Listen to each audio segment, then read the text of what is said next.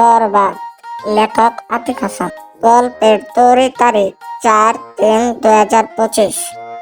গল্পের নাম বরবাদ। সেদিন আগের একটি কথা। একটি সুন্দরপুর জঙ্গলে একটি ভয়ঙ্কর বাঘ ঢুকে পড়েছিল।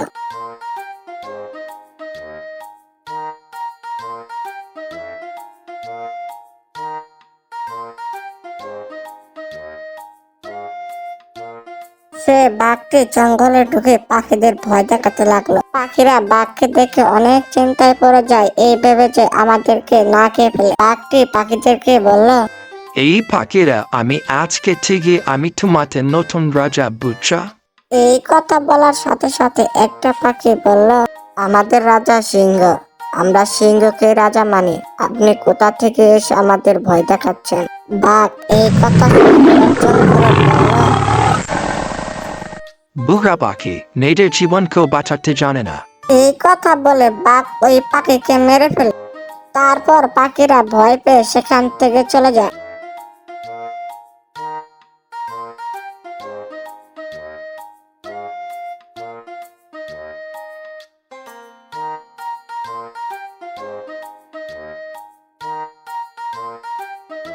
পাখিরা সিংহকে এই কথা বলে। সিংহ সবকিছু শুনে বলল, ওই বাঘকে আমার কথা তোমরা বলনি। আমি এই জঙ্গলের রাজা। আমি থাকতে তোমাদের কোনো চিন্তা নেই। তোমরা যে যার বাসায় চলে যাও। সিংহের এই কথা শুনে পাখিরা যে যার বাসায় চলে যায়। পাখিরা বাসায় যেতে না যেতে সিংহ অনেক চিন্তায় পড়ে যায়, এই ভেবে যে আমি এই জঙ্গলকে কেমন করে বাঁচাবো। সিংহ এমন করে অনেক চিন্তা করতে লাগলো। আর ওইদিকে বাঘ পশুদেরকে বলল, আমাকে রাজা না মানলে আমি এই জঙ্গলকে বরবাদ করে ছাড়বো। পশুরা এসব কথা শুনে অনেক অনেক ভয় পেয়ে যায়। বাঘ শুধু গর্জন করতেছে। বাঘের গর্জন শুনে শিয়ালটি বলল, বাঘ মামা, তুমি এসব করে তোমার কি লাভ? শুধু তুমি আমাদের হয়রান করছো। বাঘটি বলল, তোর মতো ছোট প্রাণী আমার মুখে মুখে কথা বলে তোর ভাগ্য বলো। তুই এখন পর্যন্ত বেঁচে আছিস। আমার পেট শুধু ভরা বলে তুই বেঁচে আছিস, না হলে তুই আমার পেটে থাকতি। শিয়াল বাঘের এসব কথা শুনে অনেক ভয় পেয়ে যায়। বাঘ এসব কথা বলে সেখান থেকে চলে যায়। বাঘটি চলে যাওয়ার পর হরিণটি বলল, তোমরা শোনো সবাই, এই বাঘকে আমাদের রাজা মানতে হবে। তা না হয় আমাদের সবাইকে বরবাদ করে দেবে। হরিণের এসব কথা শুনে শিয়ালটি বলল, হরিণ সঠিক কথা বলতেছে। এই বাঘ অনেক শক্তিশালী। আমাদের রাজা অনেক বয়স হয়েছে। সে বাঘের সাথে লড়াই করে পারবে না। আমাদের সবার রাজার সাথে কথা বলে সিদ্ধান্ত নিতে হবে। ওদিকে রাজা চিন্তায় চিন্তায় না খেয়ে অনেক দুর্বল হয়ে পড়ে একটা কথা ভেবে, যে আমি কিভাবে এই জঙ্গলকে বাঁচাবো। এই কথা ভাবতে ভাবতে তার শরীর অনেকটা অসুস্থ হয়ে পড়ে। বাঘ সব পশু পাখিদের ভয় দেখাতে লাগে। বাঘ সব সময় একটা কথা বলে, আমি ওই জঙ্গলকে চিরতরের জন্য বরবাদ করে দেব।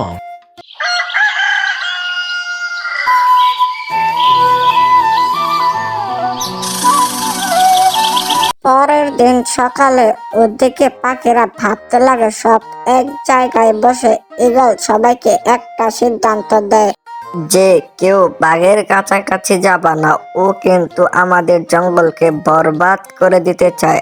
আমার মতে সিংহ রাজার সাথে একদিন বসে যে কোনো একটা সিদ্ধান্ত নিতে হবে। আমার যা মনে হয়। তোমাদের কিছু বলার আছে কি? যদি বলার থাকে আমাকে বলতে পারো নিঃসন্দেহে। টুনটুন পাখি বলে উঠল, ঈগল রাজা, আপনি খেয়াল করেছেন? বাঘটি শুধুমাত্র বলে আমি এই জঙ্গলকে বরবাদ করে দেব। আমার মনে হয় কি ও এই জঙ্গলকে পুরোপুরি ভাবে বরবাদ করে দেব। এইসব কথা বলে যে যার বাসায় চলে যায়।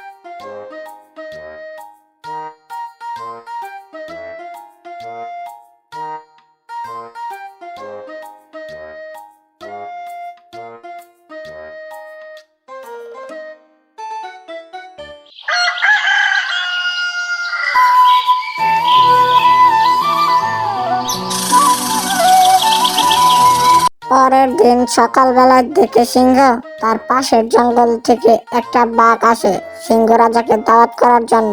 সিংহ সাথে সাথে না করে বসে, কিন্তু বাঘটি জিজ্ঞাসা করে। যে কেন আপনি দাওয়াত খেতে যাবেন না? সিংহ বলল, আমার জঙ্গলে একটা বাঘ ঢুকে পড়েছে, সে আমার জঙ্গলকে বরবাদ করে দিতে চায়, এর জন্য আমি জঙ্গল থেকে বাইরে দাওয়াত খেতে যাই না। বাঘটি বলল, এই ব্যাপার, এর জন্য দাওয়াত খেতে যাবেন না? আপনার কোনো চিন্তা নেই, আমি দেখছি কি করা যায়। এই বলে বাঘটি ওই বাঘটিকে খুঁজতে লাগলো। আর এইদিকে সিংহ একটু খুশি হলো, আর সিংহ মনে ভাবতে লাগলো, যাক, আমার মনে হয় এবারের মতো জঙ্গলকে বাঁচানো যাবে। আর ওইদিকে বাঘটির সাথে দেখা হয়। বাঘটি বলল, কে তুই? আমার রাস্তা থেকে সরে দাঁড়া, আমি শিকারের জন্য বার হয়েছি। সিংহের যে বন্ধু বাঘ, সে বলল, তুমি কি চাও? কেন এই জঙ্গলকে তুমি বরবাদ করতে চাইছো? ওই বাঘটি বলল, ওই বয়স্ক সিংহকে বলিস আমাকে রাজা হওয়া লাগবো।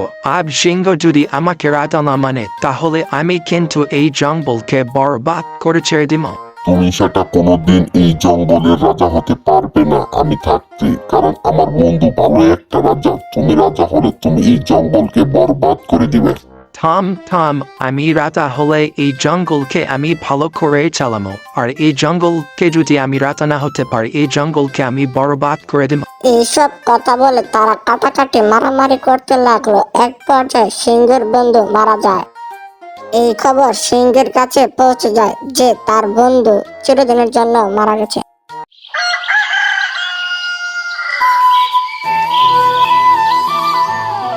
কালকে তারা সব পশু পাখি মিলে একটা সভা করে। ওই সময় বাঘটি চলে আসে।